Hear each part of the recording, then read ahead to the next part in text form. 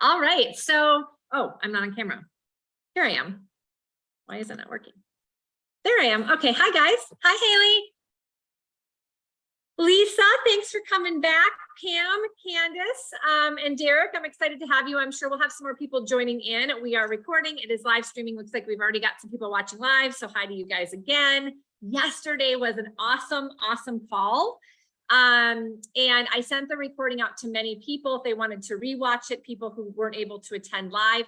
As a quick reminder, Haley is helping me so that we can make this happen. We record these and then we go ahead and put them on my YouTube channel. So if you just search for me, Cari Briner on YouTube, you'll see that there's an entire playlist of all of our most recent, probably last few weeks, a month or so, trainings and then ongoing moving forward. So you can go back and watch any of these, but if you wanted to share them with somebody who's not with EXP, you now have a YouTube link instead of having to figure out how do I share a live stream in Workplace, because you really can't, right? So, so that's something new. So just go to caribriner.com. You can see some funny videos from me if you want. My facial expressions are epic, and you can see all of our past trainings as well, including the one from yesterday. So I had wanted to just talk myself about some experiences in the pitfalls and the pros and cons and challenges of team building. And so I thought, well, let me do this call after the call with Randy, because we can make this call be more interactive. I know that Randy shared a lot yesterday. We were all taking notes frivolously. We were, thinking about things in our mind. I got feedback from a bunch of people that said, this was great. This is what I heard.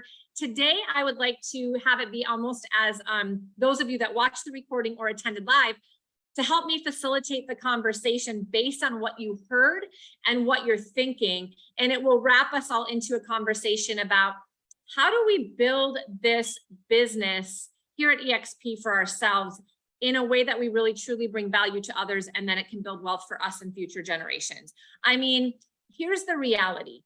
There is no one size fits all.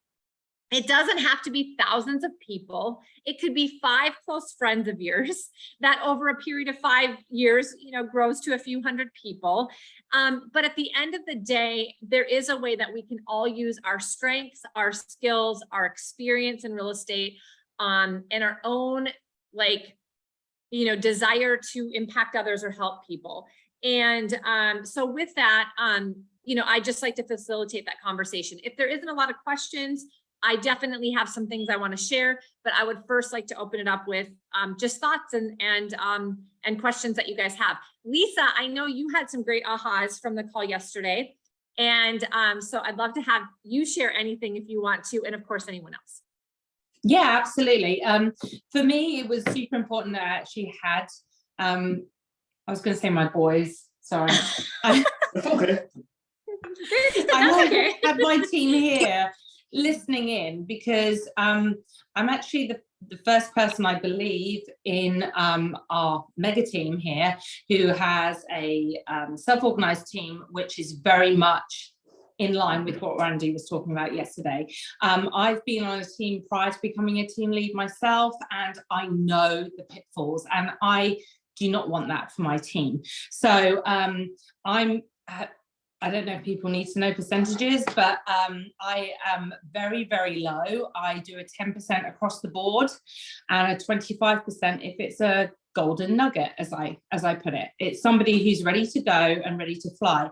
But my team partners, which I'm now calling them, since Randy suggested that, they are absolutely know that they are welcome to be leaders themselves. Now, that is no benefit to me. They are not in my rev share, everybody. So this is a big aha for me, and something which I want other people to know. Like the fact that I can not retain, but liberate my team partners to be leaders themselves, and not because it's financially benefiting me, is going to draw more people to me in the long run. Yes. So that's kind of where it's just cemented a lot for me and made me realize that, is this the right thing? Is this not it? I just went with what I felt was appropriate. And I've been fortunate to have a very successful year up until the beginning of the summer. So I'm not producing for the rest of the year. So that I can focus on the guys. And Um, and that's a massive thing for me, a full transparency with my team, and that is a huge deal as well. So I was very grateful to listen in on that call yesterday. That's awesome. I know I could see you just having like your own ahas and just really I was like lighting up, and your facial expressions. And I saw the guys walking around behind, and you guys, but I think it was just for you, it was so exciting for me to see is that you were just like, yes, I can do it the way I feel like I should be doing it. It actually is a reality. And that's what I want people to hear, because I felt like I had to grow a team a certain way in my past experiences. Like it was only one way to build a team. And if I couldn't do it that way, or I didn't want to do it that way, there was no other path for me. So that's what led me to a path of building other people's businesses for them, which didn't serve me and my family long-term. And now at 45 years of age, realizing I needed to do something for myself here. But it was because I felt kind of like I had to be in this box, and I honestly didn't want to do it. So I steadfast and I didn't do it. But I've met so many people that have done it, and yet they're miserable doing it because it does not feel right to them or authentic to them. It's just not of interest to them, but it was the only next step. So they had to do it. And so now they're stuck in like this bad feeling about themselves. I'm not a good leader. I can't lead a team. People leave me. I don't know what I'm doing. I'm not the right fit for this. So I guess I just go sell real estate until I don't want to sell real estate anymore, and then I'm done. And that's not super motivating if we really want to be honest, because we all want to have a long-term vision that we feel excited about that gets us up to do the short-term things. And I feel like that has been lost the last decade in this industry. And there's just a lot of people floating around that didn't know that they could do it a different way. And so that's why I feel that when we all get this aha, we should go share it with other people. And if they don't want to receive it, it's okay. And tell them that. Like, it's okay if this is not for you, but I feel so inspired by this. And I know that I'm not alone in this, that there's probably other people that if they had heard this, they would get re-excited and rejuvenated about their career and their opportunity of leadership or mentorship or something, some sort of influence in this career because they've been doing it for a while. And so if it's you and you hear this and it makes you excited again, I'm going to be really happy about that and feel good about that. And if it's not, that's okay too. We don't have to feel ashamed about sharing something that excites us. And because it's not going to excite everyone. We're not all the same people. And if we premise it that way, nobody ever gets mad, and they'll be honest with us. But we've got to feel it ourselves, and we've got to start trying to run it ourselves. I mean, it can be like Lisa growing a self-organized team locally, pouring into her people, doing a small split unless she hands off leads. That's a great hybrid. We talked about that yesterday. It could be like Violet, who I know has a big heart for helping new agents. She was on the track to be a team leader, a productivity coach, with Keller Williams in the past, and just kind of felt like it wasn't the right fit at the time. But she's a teacher first before she's a realtor. She's patient, she's loving, caring, people love her. And so we've talked about how do you build around the strengths and the opportunity of mentorship that is going to build your financial future for your family. As a single mom, that is important, and it impacts other people's lives. And so how can we make it a win-win? Today, I talked to somebody who said, I just want to help people who are in the military because I have been in this career now long enough and I've seen different things, and I just like to mentor them across the country, pick the top locations, help them collaborate and have referrals for each other. And when they have to move because their husband or wife gets orders, they're connected to our network and they feel good about it. Like, that would bring me so much joy. And by the way, I might be moving again too, Cari, so I can do this from anywhere, and this would be a great thing for me. Awesome. So there's not any right or wrong. We just have to find it in us. What do I want to do? Where are my strengths? What would get me excited? And then let me talk to Cari and then she can help me devise a plan. Like, that's what I'm good at. I'll help you devise a plan around it, and I'll support you in it. So, Nicole and Jason, who are on the call, we spent an hour together this morning because they're influential in their market. And sometimes I believe that they don't know how influential they are. they're reputable. They do a lot of real estate. They do it well. They uphold a reputation. They are good agents and good human beings. And EXP doesn't have a lot of options in their area because it hasn't grown. It's just really grown through like one group of people, and it's different. That group of people are different than them. And I said, you know what? You don't have to be anything different than yourselves, because there are people that are not coming to EXP because they don't know who they can partner with, because they also don't resonate with those other people. So bring another option, and you don't have to do anything but be yourself. That is the beauty of this. You don't have to like think that it's a whole bunch of work and a whole bunch of money. No, it's not. It's just being the best version of yourself. And then, you know, hopefully leading some conversations, doing some local meetups once in a while. But that's again, hopefully what you're doing as a realtor, trying to connect with co-op agents and so forth anyway. And so this is what gets me excited. And Randy did a beautiful job of being able to just really articulate it in a way that I think helped us all to understand that it can work.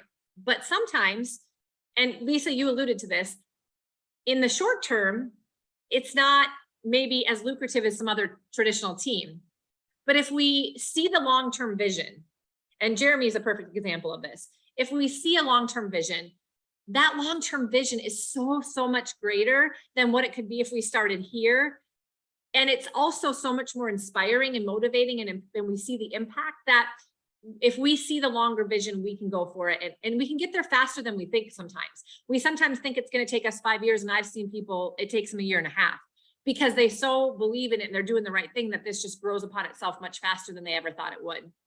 And so we were on a call, if you guys missed the revenue share call on Monday, there was a very big aha that Marty brought forth, and she said, you need to exercise your faith muscle.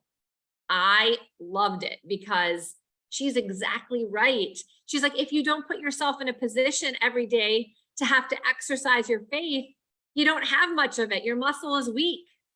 If you force yourself to do something that you're like, oh, this is going to take a lot of faith. I hope this works out, but I really believe it will. You will do it and wake up every day exercising that. And trust me, that means you're focusing on the things that are right. You're following your gut and your heart, and you're doing the right thing. And that faith isn't going to let you down. That faith that you have is for a reason, and it's going to come back to you tenfold. And Jeremy raises his hand. That's right. He lives in faith at this moment. And every day he tells me, I'm just living in the faith. Like, I'm just putting my faith in all of this, and I'm exercising that muscle. And it's a perfect example, Jeremy. Well, also, I actually have a different example, and that it's when I first got in the short-term rental business, I was doing whatever I could to go find investors to work with. And I went to a local real estate investor association, and, you know, I didn't realize how things worked there. I was just very enthusiastic. So I showed up, and it was all these group of investors. And there was this time, it was like, hey, does anybody have any deals? Well, I didn't know it was the time that you kind of go and pitch a little deal, right? Oh, I have a 3-bedroom, 2-bath for this price, whatever. I stood up and I was like, has anybody ever heard of the short-term rental business? And I like talked for 3 minutes until they literally like dragged me off stage.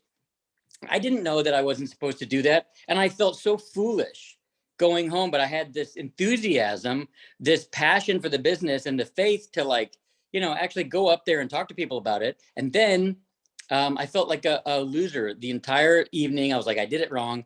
But they called me back the next day and invited me to speak for an hour to the whole group. So it was actually a good thing. So there you go. Exercise your faith muscle.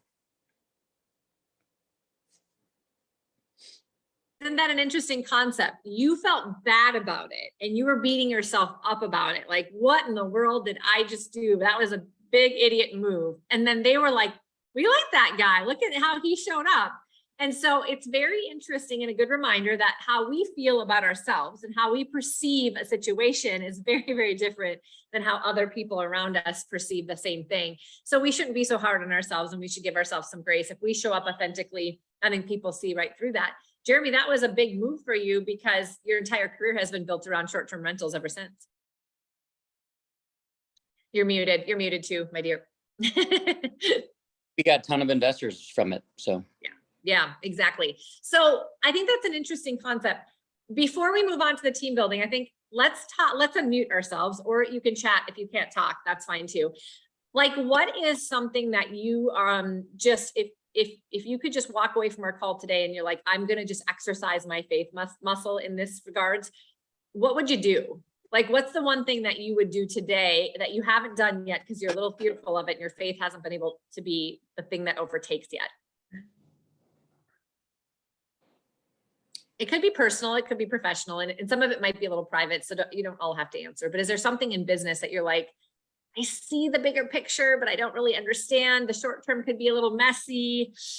I don't know if I should do this. Like if you want, I can cover it for the next 40 minutes.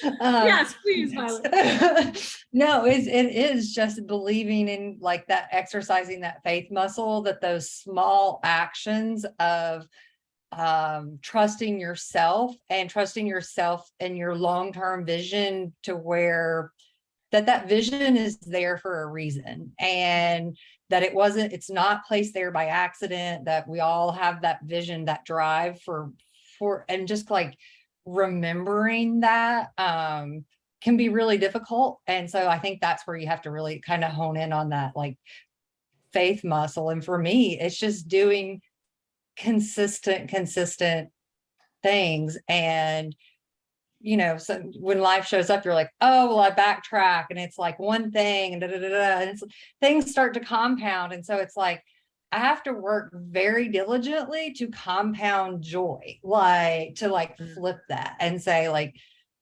what is that long-term vision? Like, do I see, the Growth Collaborative here, and what does that look like for me? Because otherwise, when I'm getting like calls from appraisers and whatever, it's like, I don't even want to be in this business. Like, what? No, like, this is not fun. Like, so it's finding that like my long-term vision is to be able to help and like real estate is a tool that helps like transform lives, literally, like financially. I mean, the emotional fulfillment that people get from it. So it's just remembering what that is for me and recognizing that and staying in conversations around it. So I was watching the video that you from Randy yesterday, and I had it on my phone. And then I was like, and put it up on the TV, because I was like, I can't take good notes this way. So thanks for sending that. Yes, you can build a whole business around just mentoring agents, Violet.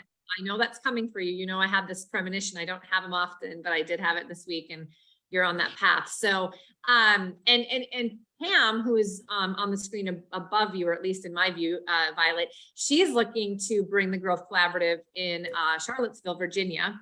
So if you guys want to connect, because also, and then actually Nicole and Jason are like, why are we trying to reinvent the wheel? We'll just bring this to our local market too. So those of you that, start doing that, share best practices with each other. That's why we have each other, to help and grow.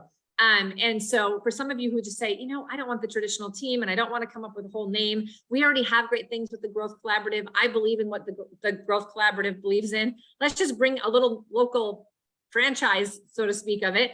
And let's just go add a little bit of our local flair and my leadership to it, or my personality to it. And let's go, because it's all about just bringing people to each other and bringing people to an opportunity, and then just, adding your final touches to it so that you personally can be involved and get joy. Being authentic in that. I think that's the whole thing, is like, we all get to show up authentically as who we are. And then we're attracting people that like, we want to be in business. Like, so yeah.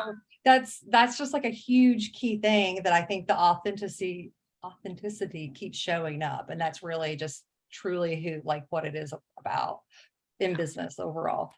Yeah. Like attracts like, and we have more fun when we're working with people we want to work with. Right. And we get to choose that here. And just when we show up in the best version of ourselves, and in the version of ourselves, real it is, we find those people naturally. That's our tribe.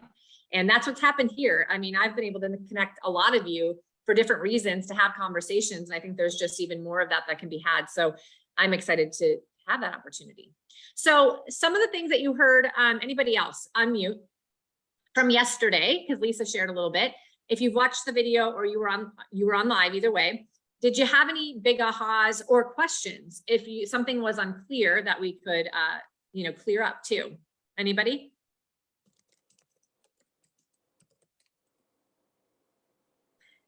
Does anybody know somebody in the real estate business who you've seen struggle through the traditional team building model or brokerage ownership model, that you just see them and it's just like they're exhausted, and it's like, oh, lost a couple agents again, going to recruit a couple more. Oh, lost my admin again. Now I got to hire somebody. You know, this is a very, very, very common and normal thing, and there's nothing wrong with that person. You know, there's nothing wrong with that person. That's just what it is. And in this industry, that's extremely common. And there's a bunch of reasons we could go into why, but it's common and they're not alone. And what they don't know is what we know. I really believe that they don't know what we know. So if they don't know it, how are they ever going to choose it? How do they ever make a decision that this could be a good place for them? That's not recruiting somebody. That's not even attracting somebody. That's sharing something that you know with someone to educate someone or just change their perspective on something so that they now could make a decision. Either way, if it's right for them. So I feel like it's much more it's selfish not to share what we know, because there's people sitting out there that feel lost and might actually get out of the business, literally dump their whole brokerage or team, and then just go back to selling a few houses and wasting an opportunity of their experience and their influence and their passion and their leadership because they don't know that they have other options. And that's what Randy mentioned about the legacy. We were just talking about that this morning, leaving a legacy that's not, I sold $1 million property last week, or that. No one cares about that, really. You know, there probably are some agents who do care about that, but I don't really want to work with agents or, you know, train leaders, you know, to be thinking like that either. So that was nice to hear. Mm-hmm. Yeah, you're right, Lisa. Not everybody thinks that way, but wouldn't it be nice to be around the people that do?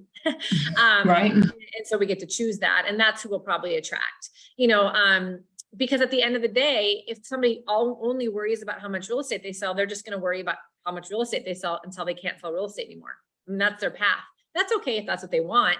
I think most people don't actually fundamentally want that, though. I think they think they do, maybe for a minute, until they realize that that doesn't define them.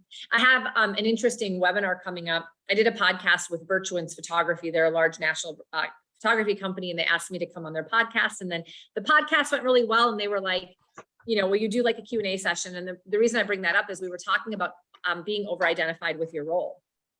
The reason people don't understand this concept, Lisa, and what you just shared, is because they are defining themselves, and they've defined themselves by selling real estate, that they are a top producing realtor and they sell $1 million homes. It's the value they believe that they have.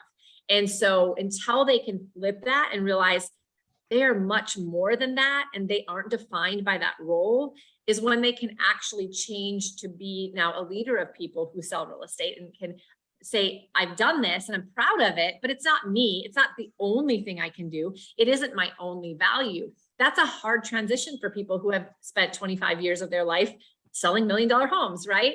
And so it's more of an identification with a role that they play as a human being on this earth, and not realizing that just as being a human being in general, without doing anything, brings value to this world. And so there's a fundamental belief system there that we have to change people. And sometimes we can, and sometimes we can't. But they have to let go of that to become the new person. And that's very, very scary.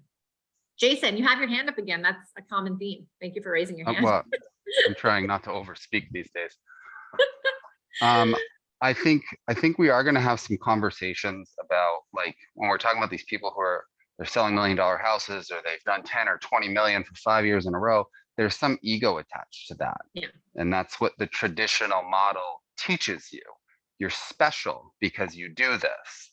And that's because they're collecting your money. You're building the team leader, the OP, or the owner, the broker's legacy. You heard Randy say it, like, you like my Ferrari? Cool, keep selling, I'll buy a new one. But that's like, we're going to have those conversations without telling them their ego's too big. Like, yeah, you can still do this and still be that person, but look at what else you get. Right? I think 100%. So how do you do that? That's a great, thank you for bringing that up. Let's script practice on that. And Jeremy probably has some insight to that too, because I know he and I both are having quite a few conversations, and maybe other of you are, with top producers, with people growing teams and brokerages.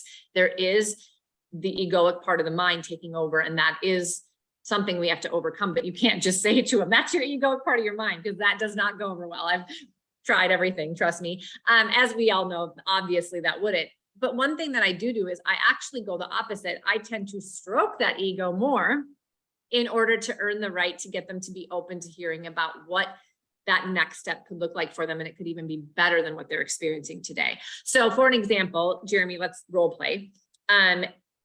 You're coming to me and you're like, I sell, my team sells $260 million of real estate. We're the top short-term rental brokerage in the country. We've got our network, our name, we're the best of the best. That's what I do. Why would I ever, consider folding that into eXp Realty? Are you crazy? I'm like the cream of the crop over here. And I can just go this in other markets and I'll just open my brokerage and everybody wants to be part of what I'm doing because nobody can do it. And quite frankly, we have conversations with people like that. They don't say it like that, but what they say, that's what they're saying. That's what they fundamentally believe, because of what Jason is saying is there's a lot of reward in our business for top producers and for people that are doing this volume and so forth, right?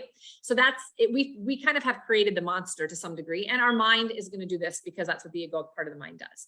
So what I would say back to Jeremy is, Jeremy, I don't even know what to say. That's freaking awesome. Because honestly, I've not seen many people do what you've done. You have really created some major producers in your world. I'd like to figure out how the heck you did that. Because if I go look around at other brokers across the country, they are not doing what you're doing. So honestly, I am honored to be learning from you and having this conversation with you. That is not inauthentic. I actually said that to Jeremy, something similar. And it wasn't inauthentic. I was serious, because I've talked to a lot of brokers and I was like, what in the world are you doing? And I actually had curiosity. So you have to want to learn from people and check your own ego and say, I could learn something from this person. So maybe they're showing up a little egoic here, and Jeremy wasn't, but some people do. But you know what? I'm going to check my own ego and go, tell me how you got where you are, because you've earned the right to brag about this. And so let's talk this through. But when you build that rapport and you do allow that to come through and you create a safe space over a series of conversations, what you will find is that no matter how high producing somebody is, if they trust you enough, they're going to start sharing with you that it's not all sunshine and roses, because it isn't for anyone. And that's a really big, burden almost for people to carry. And I don't know if you'd have any insight to that, Jeremy, but it's exhausting when you get to certain levels of success to figure out how are you going to keep growing that, because what happens if you can't? That's a very, very heavy burden for a leader, and it's exhausting. Whether they come across as an egomaniac or not, they still have those insecurities and worries, and they're still tired. Do you agree with that, Jeremy? Yeah, I do, because most brokers were good agents and they weren't necessarily good leaders. So I did a lot of research, and it seems like those brokerages that are right at 40 agents and then again at 120, those are the benchmarks where you really need to have some good leadership in order to kind of push through. And so, that was something I actually considered. I mean, I actually considered hiring a broker and, having that person come in and be a full-time broker, but then I would still have to buy a bigger building and then hope that agents stayed with me, hope that all my systems worked, when in fact, the landscape of the industry was changing completely. So no matter how much I sowed life into people, there was always going to be the same opportunity for them to go off and be their own. And in fact, it's kind of what I wanted to do anyway. And so what I would have said if you were the broker and I was the one talking to you, but I said, are you happy? Because even though I had the notoriety, the success, and some pretty darn good systems, I was still getting bashed over the head regularly by everyone in the industry, including my own agents and including, other brokerages and, regulations and everything. And it's not why we started a business. We started a business because usually you have a heart to help people or serve. And in my case, you were the one that kind of helped me understand that, hey, you could serve at a higher level. And so that's what scalability meant to me. It meant me reaching more people with that skill set. And I think that's appealing to a lot of people, not just me. I think people really do want to help people. That's a really simple script. You guys write that one down. Are you happy? Like, hey, Jeremy, wow, that's freaking amazing. I want to pick your brain on how you did that, because not many brokers do what you do. Are you happy doing it? Are you having fun? Because they could have their ego come up and oh yeah, I'm loving life.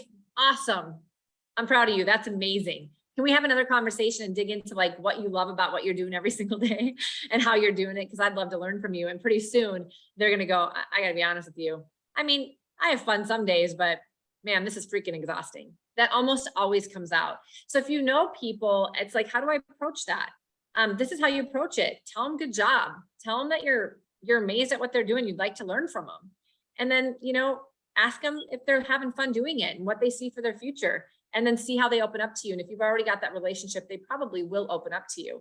And this is an opportunity for you to say, you know what? I wonder if you could do what you're doing and take all of the success and like multiply it, and take all these things that you say stress you out and get rid of those things. And for the most part, do the stuff that brings you joy. Because man, you've been doing this for a long time. Are you ready to kind of step into the next phase? Because I think it's kind of interesting. Like I couldn't think of anybody else better to do it than you, because look what you've already done. And maybe this is the next phase for you. I mean, I don't know, maybe I'm wrong, but if you're curious about it, I could certainly set up a conversation, and there's no obligation. I mean, it doesn't matter to me if you do it or not, but I just like you and I think you're awesome. And you know, I don't know, why don't you check it out? Now, only say that if you really mean that. I mean, because they're going to read through it if you don't. But I know you all have friends and people that you see struggling or seeing different things. And now that you're at EXP, I don't know if you're like me, but I see things and I'm thinking, oh, I want to go talk to that person about EXP because I can see from afar on social, or I hear things and I know what they're struggling with. And I'm like, I just want to go tell them. But you can't just go, you know, tell them what they should do. I do that sometimes, and then I realize that's not the right approach. Instead, I go just try to learn about what they're doing and see what's going good and what's not going good, and build a relationship and earn the right to educate. One thing Randy didn't say yesterday, but he says this at the beginning of every single financial consultation we have, which I think is a great script as we're facilitating these conversations, is I'm just here to educate you, because there is no way that you can make any sort of decision if you don't become educated to have your own self-discovery. We can't talk you into this. Even if we tried, we couldn't. You're going to make your own decision. And the things that are important to you are going to be what help you self-discover to come to your own conclusion. We are just here to provide you that information and that education so that you can get to a yes or a no. And that is a very great script for trying to get somebody on a financial call with Randy and I, or with Ashley and I. We've got a couple people that we can work with now. Because if people feel that you are just really trying to just show them the path, show them an option, but you really aren't attached to the outcome, they're going to be much more open to just coming into a conversation where they could learn. Otherwise, they feel like it's just another sales call and they're just going to be pitched the whole time. Because here's the reality, and Randy also says this, everybody will say that numbers are black and white, but in reality, they can be massaged and they can be presented in ways that are used for sales. Let's think about that. We do it as brokerages, we do it as individual agents and teams. We're going to go for the best numbers we have, and we're going to compare them to something that's much bigger scale, so it makes our percentages look more, and we're going to go share that, because that's how we sell our services and show people we're better. Now, that doesn't mean we're fudging the numbers. It means we're massaging the numbers and we're comparing them to things in a way that make it look better, so it's for our benefit. People aren't dumb to that. We're all salespeople here. So you're trying to sell a salesperson, and that doesn't always work. So you have to just say upfront, it is just education.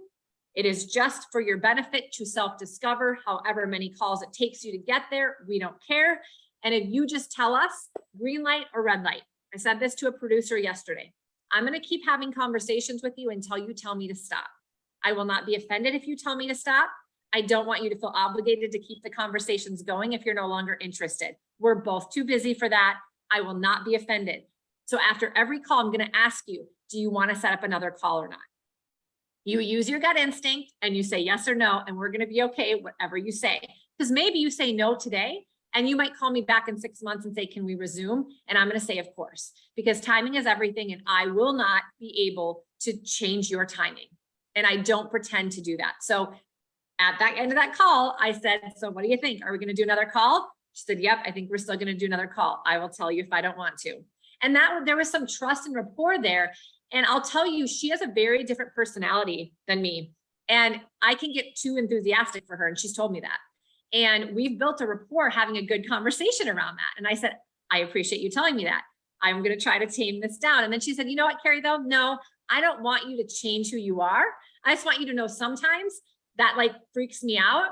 And so here's what we'll do about that. And she's like, you know, we need to keep having conversations because I need to make sure I understand that you are being your authentic self and that what you're saying you really believe. You're not just trying to sell me. The only way I figure that out, because our behaviors are so different, is having more calls with you. And the other day she said to me, you've not changed 1 minute in 5 calls. And I like you more than I did before. And yes, I'm still overwhelmed. And I know that you wouldn't be like this if you didn't really believe it. So keep being yourself, but just know I need to know some of these things, and here's how you can deliver it to me from a learning perspective. So then I've brought in other people to help her on some of those things. So you know what? That was a good thing for me to hear, because I don't want to necessarily change who I am. I can tone it down, and I should, and I do try to read people in most circumstances, but I'm not perfect in that. I like to just be myself and say, if I'm not for you, let me find somebody who is, because I've got Jeremy, I've got Haley, I've got Violet, like, you know, we've got people here. Let's have you talk to somebody else. But I am enthusiastic because I do believe in this. And so if I tamed it down and I tried to be someone I'm not, I don't know if you'd buy into it the same way, you know? And if I turn you off a little bit and you don't want to hear from me, that's okay too. I'm okay with that. At this stage of my life, I don't really, quite frankly, care, but I do think it's a learning opportunity because, you know, it was just a good aha for me. Joel, I have seen you crushing it in agent attraction, and only earlier in this year, you were just starting this thing, and you haven't been in business that long, right?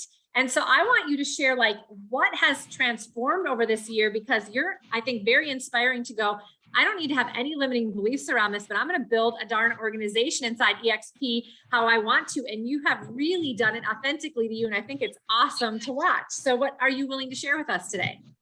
Oh yeah, thank you. Well, one thing that really helped is I got a coach, and he's helped keep me on track for sure. So kudos to Hank on that. But another thing is niche recruiting. I used to be in law enforcement, so I think I have about, I want to say 4 or 5 people in my front line who are law enforcement, or used to be law enforcement. So that's helped out a lot. And then also I have an accountability partner who's on the West Coast, and him and I it's friendly competition. So we keep each other on track. And honestly, just going to, everybody says it, but going to events has helped me out with mindset and different ideas, and just keeping me re-engaged and re-motivated. I love that. A niche recruiting. I just want you guys to think about that. A niche recruiting. I mean, Violet, it makes me think even you are great in real estate because of the background you came in. And there are a lot of teachers that would love to get out of that profession today and change the trajectory of their life and make 3 or 4 times as much money and use a lot of their same skills. And you could help them get into real estate. And this could be something that you do, and you could mentor them, and you could help them pass their test. And, you know, it would bring you back to your roots, and it would, you have a lot of synergy. They probably have a similar personality to you, and there's a value there. I just think of these things. And then guess what? And I bet you, Joel, this is coming to fruition for you guys. You've got all these frontline, you know, service workers or retired service workers. Where do you think you could lead generate to help people buy and sell real estate? People that are service workers, because they trust you guys. They know you guys. They like you. And they're like, we would love you to represent us because you get us. We're the same people. We're cut from the same cloth, right? People trust people who have the same background, who have the same experience, who have the same, you know, desire to serve. And all of a sudden now you can have programs to offer benefits, you know, do some creative things with vendors for your service workers. I mean, how much more authentic can you get when you were already in that career yourself? I don't even think that there's anything, you know, more authentic than that. And so all of a sudden you have a built-in lead generation program as well. So that's pretty dang cool. And Joel, a lot of the people that you've brought in who used to be in the same past career, they're new to real estate, right? Generally speaking.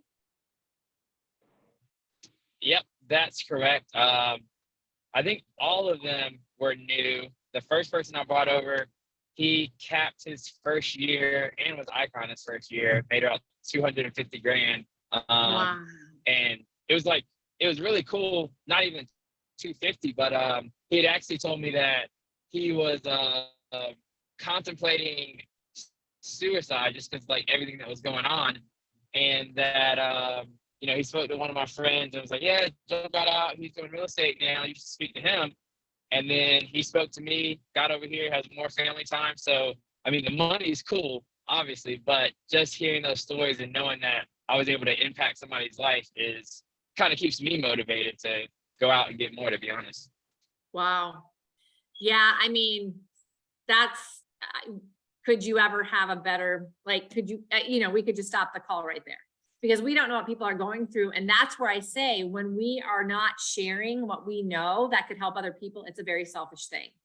Because if Joel wouldn't have been willing to get out there and put it out on social and say, I can help you and you're new to this, but I was too, and we can do this. If you need to get out too, I hear you, I feel you, I've been in that before.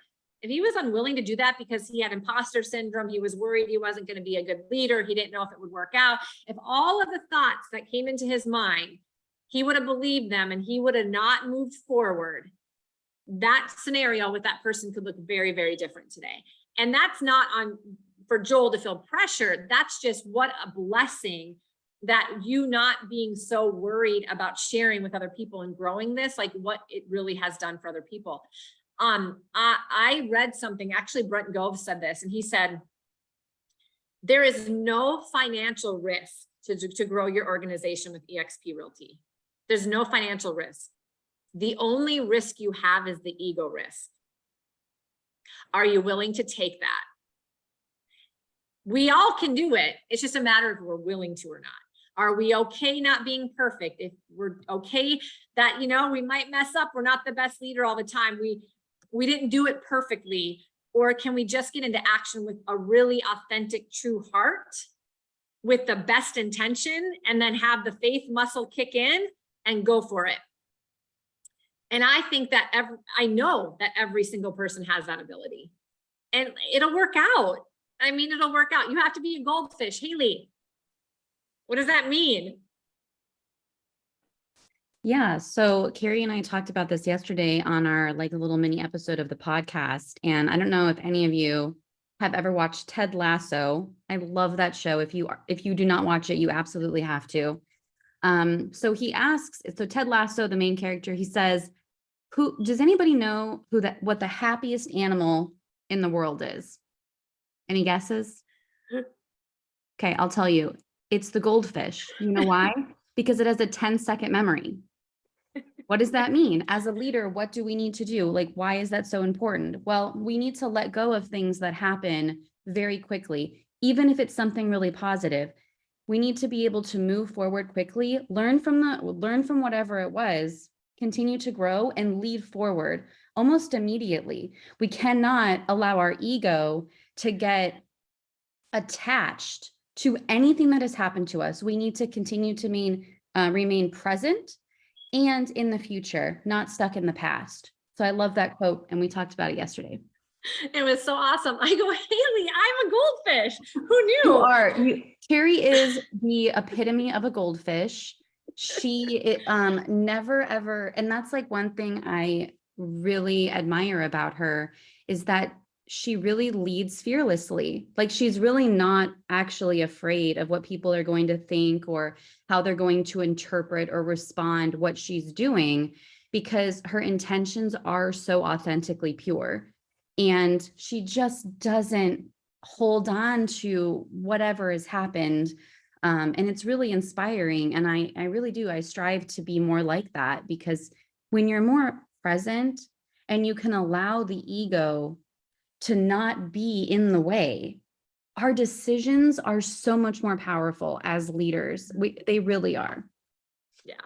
Well, it was just funny because I didn't hear that. And at the beginning, Haley is like, how do you just like go for it and not worry about it? And like, you don't even care. And I'm just like, I know. I mean, I don't really know, except for I had the aha yesterday. I'm like, I am a goldfish.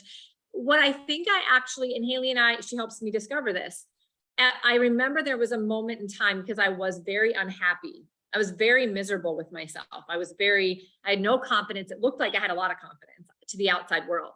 I was very beaten down internally and I didn't feel proud of myself. I didn't feel good. I felt inauthentic. I had a lot of imposter syndrome going on. I didn't take care of myself. I was in a failing marriage. I didn't feel good as a parent. I mean, you could name it, even though I was making a lot of money, right? And I literally stopped in the moment and I was like, I do not want to feel like this anymore.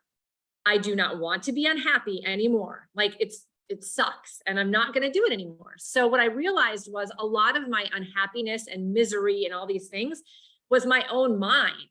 And then I started to research and I realized, no experience, no situation, nothing has emotion attached to it. It's just a thing that's happening. The second we have emotion brought into it, then it becomes good or bad. The human being does that. The situation is nothing more than a situation.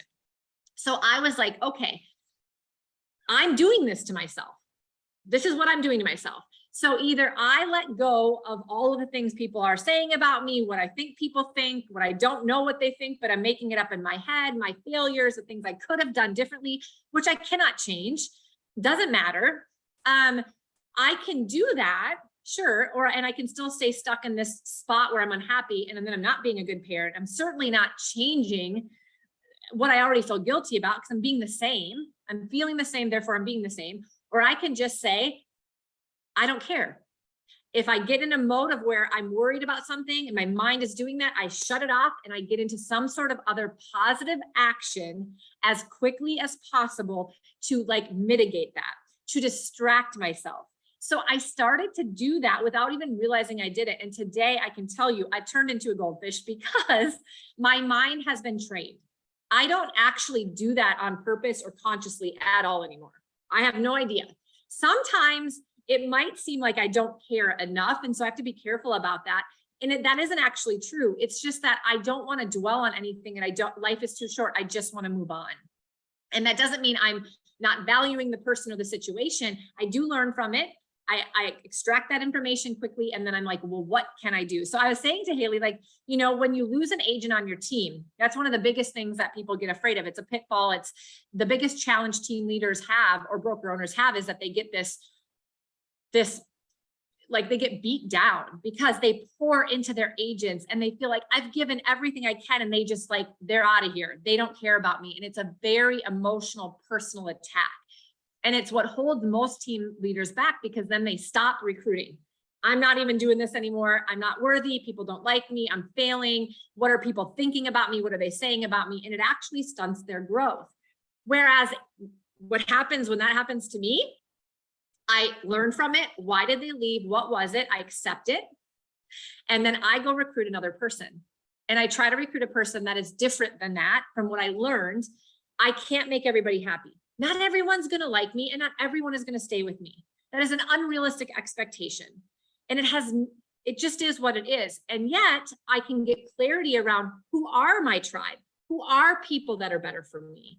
And then I'm going to go execute as quickly as possible to basically offset the fact that I had that failure to be able to not lay in it anymore and wallow in it, but to rather do something powerful and impactful that moves me forward. And what I do in that moment is I give myself a boost of confidence. I show myself that I can go through something hard and execute anyways. And quite frankly, it's a distraction. So now I'm focusing on something positive and new instead of lingering on that because your mind only has so much space in it, right? And then also, I feel like I am happier because that's what I get to focus on now as a new person that's excited about being in business with me, that I can add value to for whatever time frame I'm going to be allowed to add value, because there probably is a shelf life. Hopefully a lot of the people I partner with at EXP stay at EXP for a long time because this company continues to show up. But I don't know that. I can't dwell on it. I can't worry about it. I believe people can add value to my life and vice versa for a month, for a year, for 10 years.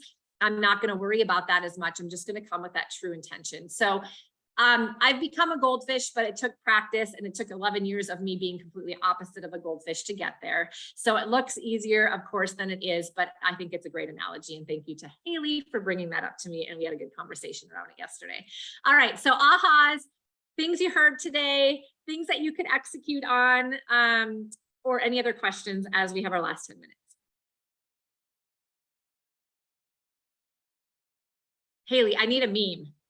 I was going to say, we need to Cari. That was exactly what I was just unmuted. Like, can we get Cari in a fishbowl, a spoon, Cari. and so that we can just remind ourselves? That might be my screen saver on my computer. Oh my gosh. Think like Cari, please. Goldfish. Cari, you saw her goldfish faces. I can do that again. Oh. Chrissy.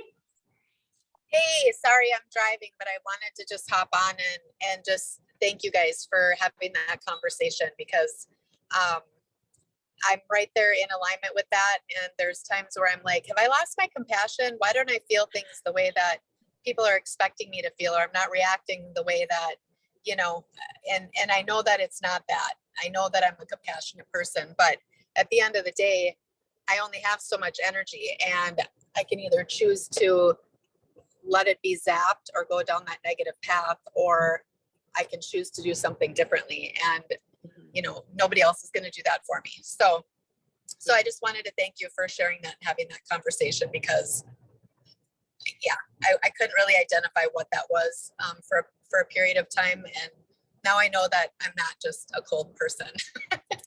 Chrissy, you're a goldfish. I'm a goldfish. All right, we're gonna get a whole tank full of all of us as goldfish sooner than later. And that's gonna, and then we get more goldfish. This is gonna be our little analogy, because that means that we're just surrounding ourselves with a bunch of happy people. And the only way that we're happy is if we can continue to get into some action in a positive way, and we don't hold ourselves back. You know, being stagnant or being stuck in one place is like the opposite. And it's one of the most stressful and unhappy places you can be. It's almost better to be going backwards, you guys, than it is to be staying in a place where you can't go anywhere. So if I can help you, or this group can help you, and we can be accountability partners in some way, just to take one action forward every single day, even when something happens that makes you want to dwell on it and you're unhappy and you're frustrated. You know, this is the key. Violet has been doing something every single day for the last couple of weeks that was very authentic to her, just reigniting with people and saying, hey, remember when I was thinking of you, and I have this story, and it brings her happiness in doing it, and it has gotten her to reach out to people that she hasn't talked to for a while in a very authentic way. I found that to be extremely great idea and very inspiring, and she was sharing some of the things, and I thought, how awesome is that? And that gets her into an action every day. Chrissy came up with questions. She wants me to text her every day. So I copy and paste and I text it to her, because it's helping her make sure that she's in gratitude. She celebrates her accomplishments so she can move forward into the next action, and she has goals in front of her. You know, so whatever works for you, find somebody. Joel had some great tips. He got a coach, he got an accountability partner, and he found a niche. I mean, you know, there are patterns, there are signs, and I want these groups to be your coaching opportunities or to be your accountability partners. You don't have to go pay for that if you plug into these things on a regular basis. And so hopefully, you know, you're getting value from it. You can invite a friend, somebody that you bring into our world, somebody else with EXP, or even a guest, because let's just pay it forward. Again, authenticity, don't be attached to the outcome. Go forward in some goal, and, you know, don't worry about what happens with it. If you feel like you should do it, just do it.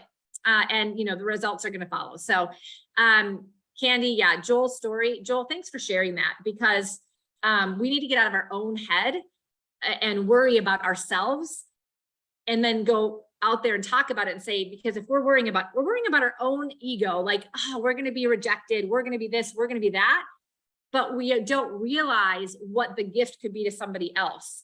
Get out of your own head and just go do something in the hope and with the faith that it matters to somebody. It's like Haley and I talking the other day about sharing your story. How many of us feel good about sharing our story? And our story could be anything. You guys all know mine. Am I proud of that? No, of course I'm not proud of that. And yet I'm not afraid to share it anymore, because I use it for benefit today. I use it to make myself a better person and to help other people. So it was for a reason. It was for me. It wasn't to me anymore. And so I chose that. Now I could have limiting beliefs like, who gives a rip about your story, Cari? Like, everybody has their own problems. They don't need to listen about yours. Except for when I started sharing it, that wasn't the truth. People were messaging me and saying, thank you. I needed to hear that. I'm in that same situation. I felt like I was alone. And so it doesn't matter if it's one person or 100 people that hear your story and resonate with it. It doesn't make it matter less. That one person needed to hear it, and it's the reason you went through it. And so don't be afraid to share. Let's get over ourselves and let's go out there thinking about the impact we can make, because we were all born and given our God-given talents and strengths, and we found ourselves in the place we are today for a reason. And we don't have to overthink that. It doesn't have to be some grandiose big why. It just has to be living our authentic life and being ourselves and sharing what we believe and doing the actions we think we should take with not letting our ego get in the way. Because it's why people hold themselves back, is because they're worried about what other people will think. If it really works out, is it stupid? Do people care? Be a goldfish, doesn't matter. They're going to say that was dumb, Violet. In 10 seconds, you don't remember that because somebody else at 10 seconds later says, thank you, Violet. I needed to hear that. That's what brings it all back around, and that's what keeps us going. So thanks for joining me. I took this Pitfalls of a real estate team to a different direction. Haley's laughing because she's like, well, that was a shocker, because Cari just does her own thing. I felt authentically drawn to this conversation today, so I ran with it. It is live stream. Thanks again for those of you that are watching it. We'll get it on my YouTube channel. I hope it brought value to you guys. You can share it with somebody outside of EXP by going to Cari Briner on YouTube and just taking the link from YouTube. Thanks, Haley, for making that happen for us. And we'll see you back here next week. We've got some great guests, but I love spending time with you. So thanks for letting me do it. Bye, everyone. Thank you so much.